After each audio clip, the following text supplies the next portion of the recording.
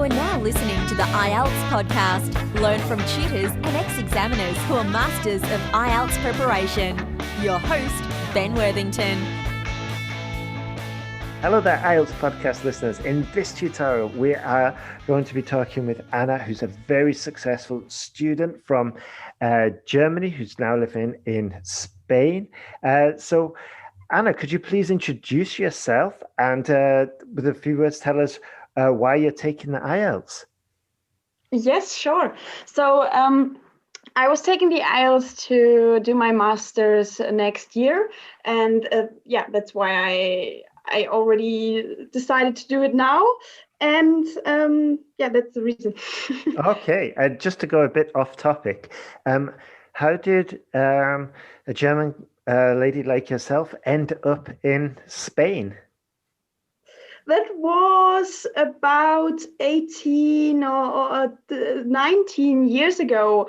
It was a family story and my parents just ended up here. Actually, it was planned only to be 6 months and it ended up being a bit more. That's why we're still here. Wow. And imagino que hablas castellano perfectamente. Sí, claro. Llevo aquí toda la vida, así que hablo español, sí. Beautiful. Okay. Even though everyone knows I'm from England, I'm really proud that I can speak Spanish, and I do.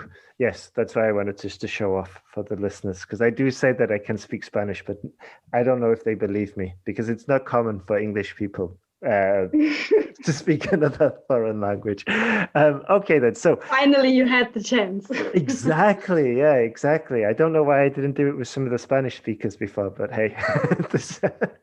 But yeah, okay, let's jump into it. So, could you tell us about some of the specific problems you were having while you were preparing for this exam, please?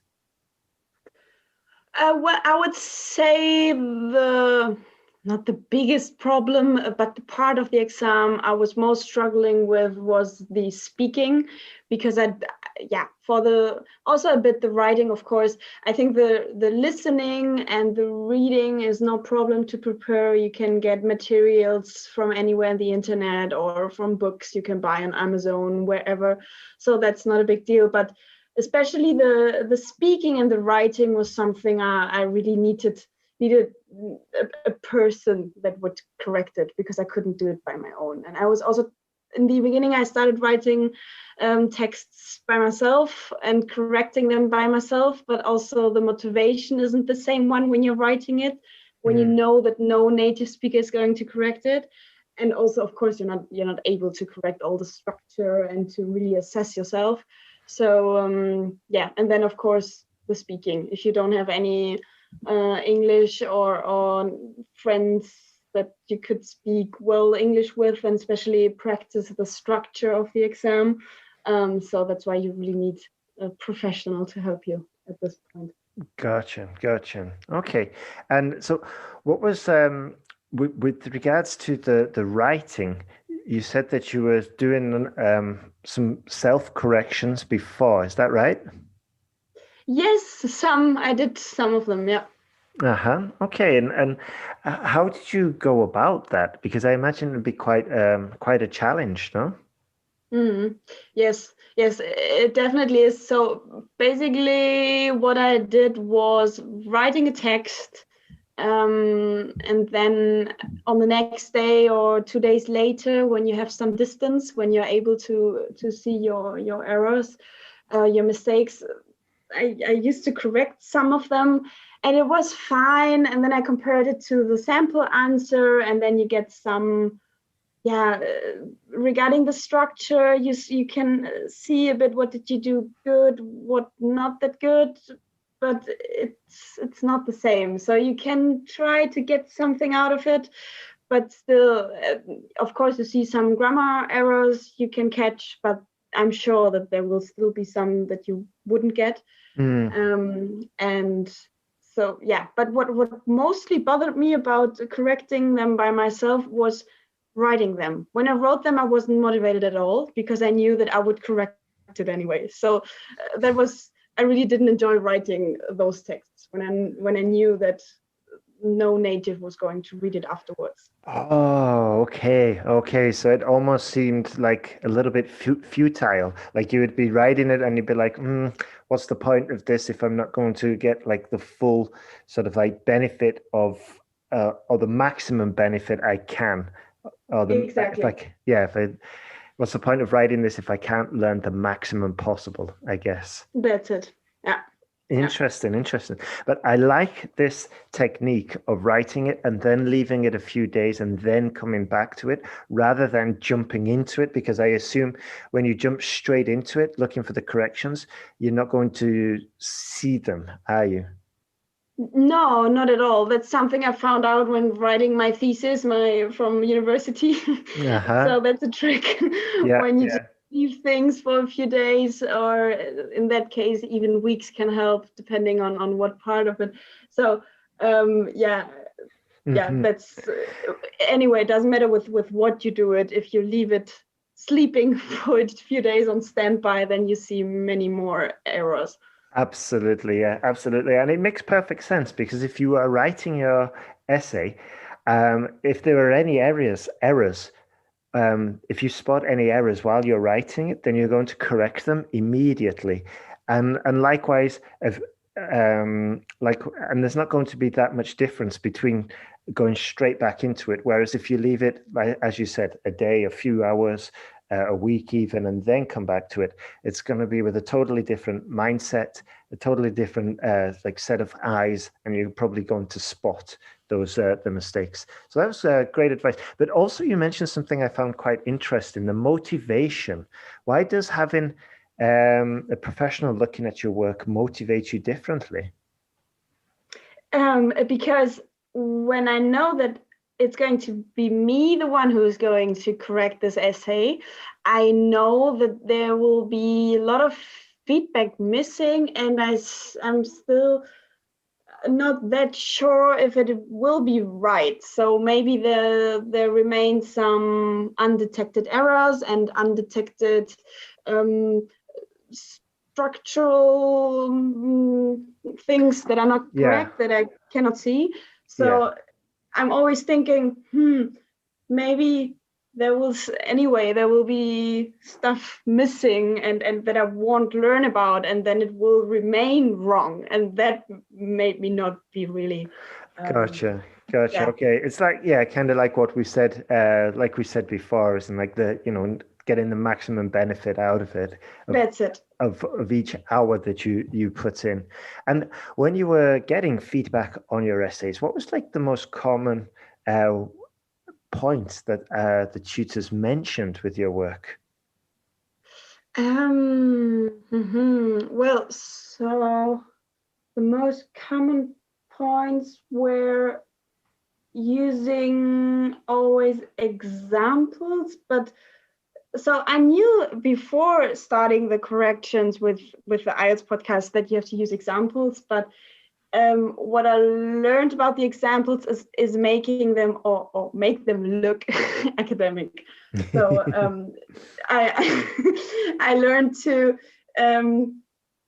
make them look academic, and to know exactly, let's say, like a machine, automatically where to put them, how to put them, to some sort of make up facts, to be honest, and that's fine in this sense. Did you lie on your exam? I lied. I am sending an email to IELTS IDP right away, and this is not acceptable. No, you know what I mean. If it's about, I don't know, the mortality rate of whatever, and you say, it was 20% somewhere and 30 in the other place, so of course you can say that, and that just makes it sound a bit more academic. That from one side, and then also the introduction that you already state in the introduction, what sources you're going to use in the writing, which aren't that true. That's what I meant in the beginning. And Yeah, the typical structure of an essay, which isn't anything new, is something that I learned at school. An intro, and then paragraph 2 and 3 is the body of the text, and then the conclusion. It's nothing new, but still, you really need to refresh that. And just reading it somewhere in the theory doesn't help that much. So you really need someone assessing and bringing that structure into your text in the right way. So yeah.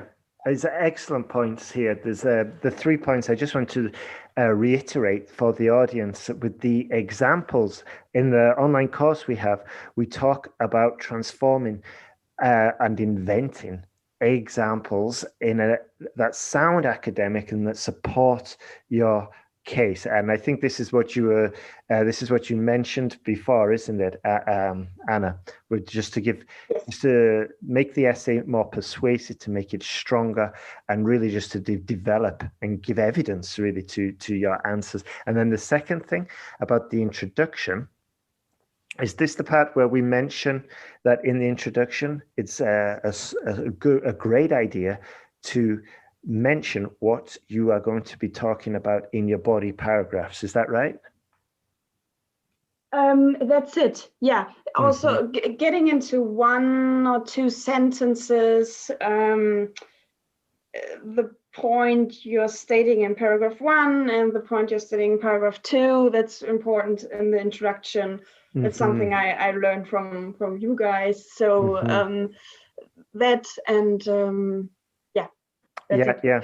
And this is a great point. This is a great point, because it might sound kind of like straightforward and like clear and obvious, but it really helps not only with your cohesion and coherence, because you're kind of signaling what you're going to be explaining, what you're going to be writing about, but it also it brings a bit of calmness to your writing, because you've got that confidence and you know what you're going to be writing about. And also, it's difficult to throw in these new ideas that might just pop into your mind halfway through the body paragraph. So it kind of keeps you focused. So there's the other benefit. And then just the last point that I want to emphasize, what Anna talked about, was that she said that she knows from school that essays have introductions, body paragraphs, and conclusions. But it's just something that keeps coming back. Is like, one thing is knowing it in theory, but then it's like knowing it on an experiential level and actually applying it and almost making a habit out of it. It only comes through writing the essay and practicing this structure and practicing this the knowledge numerous times. Would you agree with that, Anna? Yes. Yeah, that's totally true. Yeah, so that's what I meant, that you really need to apply it, and that's what you only learn by writing and sending it to you guys and getting it back. And at this point also, the correction, how you do that, when I got that for the first time, I was so impressed, especially because it was the pandemic, and I kind of had no access to a language school or whatever. And then I was like, how cool is this? I get Emily or Daphne or whoever it was recording her screen, talking at the same time to me, and marking the errors, and you just get the full feedback so well. Because if you had it in the written form, that would be okay, but probably it wouldn't be the same message delivered as the video. And it's compared to how they do it. And I was really impressed about that. Thank you. Yeah. This is a great point that you mentioned. I mean, when I started IELTS podcast, I was given the feedback in the PDF, but it wasn't. I just didn't find it so as valuable, as the video. Because the other thing you get with the video is, like, you'll hear the tutor reading your work, and then if it's not well constructed, you'll hear the tutor stumbling through it. So you get that benefit, but also, as you just mentioned, Anna, it's kind of like a human touch, no? which, especially if you just said, like you just mentioned, in the pandemic and, in lockdown and whatever, then it can get kind of like lonely, can't it? And so having that tutor, it's almost like looking over your shoulder while you're at your essay and guiding you through it. I think it's extremely valuable. And also you get the explanations as you as the tutor's working through your essay. So there's that added benefit as well. Yeah. Exactly. Uh-huh. And Anna, could you tell us what you said before that you were working through the writings and writing your essays on your own before joining the course and correcting them on your own. Was that true for the other areas as well? How were you practicing for the other areas? Were you speaking on your own or doing mock exams? Yes. So the listening and reading, I was just doing mock exams, and that was fine. I wouldn't say that I really needed then some more support there. I mean, later I got support because I took some video conferences for the speaking with another online tutor. And then because of that, I also got some support for that, but I wasn't looking for it actually. So the listening and reading was fine. It's always just the reading is a time thing. So I always like to read in detail, and what I learned after doing many readings was reading through and reading across. But that's something you can perfectly learn on your own, I think. But then for the speaking, I also started talking to my own with those exam questions, and I had the same effect as with the writing. Yeah. I wasn't speaking that well. I was demotivated because no one was listening. And I kind of had again that feeling of, okay, what feedback am I going to get? Okay, it's nice to do a bit of warm up by this on my own. That's okay, but still, I need someone who is an expert in what is expected from the IELTS examiner. So I really need some feedback there. And then what I started was with your feedback, and that was so really helpful because I did 4 feedbacks with you guys, and I sent you my recordings. And then, but I still needed to talk directly to someone, right? And to really have a conversation with a British person that knows this and everything. So that's why I also went then on Preply, and there was a teacher who I had 5 online classes speaking, and what we mostly did was speaking samples together, and that really helped because it's still different when someone is really listening at that point. Yeah. I totally agree with you there. I mean, getting feedback is helpful, but the thing with speaking is like the spontaneity and the interaction as well. Like with writing, it's one way pretty much, unless you're obviously in a chat, but at the moment, the IELTS exam doesn't cover chat conversations. It's only formal essays, but the speaking is a different beast, so to speak. It does depend a lot on the interaction and the follow-up questions and whatnot. So a wise choice there. Good. And I know what you mean with the speaking. I talk a lot to myself at the moment in English and in Spanish. But without the feedback, especially with the Spanish, it does seem a little bit. It's not the optimum way to practice. That's for sure. So Anna, can you describe, or do you remember possibly the specific moment you thought like, this is working. I am improving with my writing, for example. Can you remember any specific moment? Well, probably after the 4th or 5th writing task I did. It was probably one question where I really got into a flow and wrote hundreds of words, many more than those I usually write. And but since it also depends a lot on the question, it's I would say after the third, fourth, fifth writing, I more or less I knew what was expected and how it worked. So I couldn't say about a certain moment. But one thing I thought about was I really focused on task 2 because it's longer. And then a few weeks before the exam, I was like, maybe I should also look a bit more after task 1 because, okay, it's shorter, but still there are so many different types of questions that can come. So I should be prepared to all of them. And then you realize, they are all really different one from each other. So don't forget about task 1. Yeah, but great advice. And just going back to task 2. I mean, with it representing 60% of the writing exam, it's totally logical to focus on that area. But I also know what you mean about, like, it seemed like you were saying that after the 4th or 5th essay, the penny dropped and you almost reached a level of automaticity. The writing became almost automatic when you saw the question. You knew the process. You got into kind of like flow, and you knew exactly what to do. Would that be right? Would that be accurate? Yes. The penny dropped. That's the right expression. That's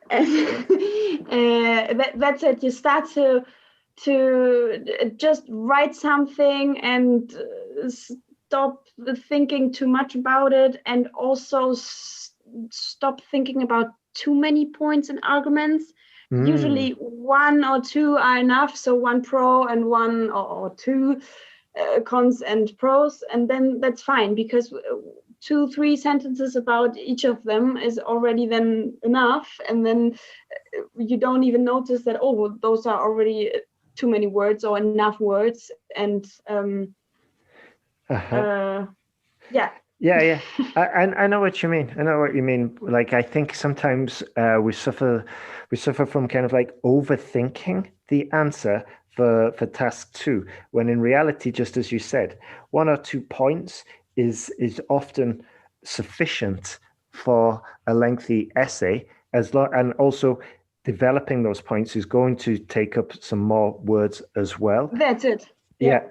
And it's better, just for the listeners, and Anna probably knows this already, it's better to have a few points well developed than lots of points really undeveloped, and struggling for the word count. So great point there, Anna. Okay, so we're coming near to the end of the interview now.